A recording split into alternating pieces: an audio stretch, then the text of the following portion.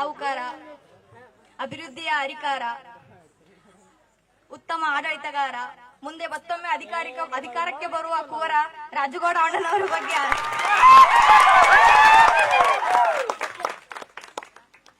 ಅತಿ ಚಿಕ್ಕ ವಯಸ್ಸಿನಲ್ಲೇ ಅಧಿಕಾರದ ಚುಕ್ಕಾಣಿಯನ್ನು ಹಿಡಿದಕ್ಕಂತ ಅಣ್ಣನವರು ಸುರಪುರದ ಅಭಿವೃದ್ಧಿಗಾಗಿ ಮೊದಲನೇದಾಗಿ ಶಿಕ್ಷಣ ಕ್ಷೇತ್ರಕ್ಕೆ ಅಪಾರವಾದ ಕೊಡುಗೆಯನ್ನು ನೀಡಿದ್ದಾರೆ.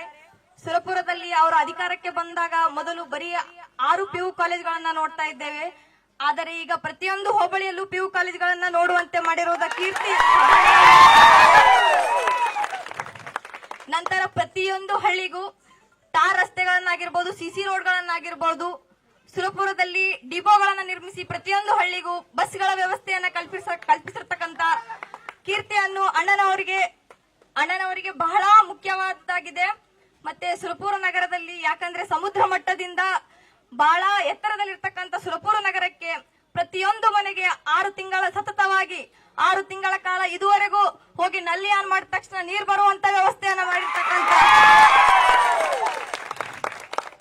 ಸ್ವಾಮಿ ವಿವೇಕಾನಂದ ಒಂದು ಮಾತಾಡಿರ್ತಾರೆ, ಅಗೋ ದೇಶ ಅಂದ್ರೆ ಕಟ್ಟಬೇಕಾ ಗುರುಗಳೇ, ಅಗೋ ಬೆಟ್ಟ ಅಂದ್ರೆ ಪುಡಿ ಮಾಡ್ಬೇಕಾ ಗುರುಗಳೇ, ಅಂತ ಯುವಕರು ನಮ್ಮ ದೇಶಕ್ಕೆ ಬೇಕು ಅಂತ ಹೇಳಿರ್ತಾರೆ.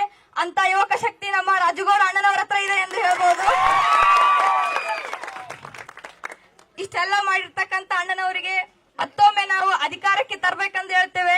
ಹಿಂದಿನ ಕಾಲದಲ್ಲಿ ಇತ್ರಿ ರಾಜ ಇರ್ಬೇಕು, ರಾಜ ಆದ ನಂತರ ಅವನ್ ಮಗ ಬರ್ಬೇಕು, ಅವ ಆದ ನಂತರ ಅವನ್ ಮಗ ಆಳ್ವಿಕೆಗೆ ಬರ್ಬೇಕು.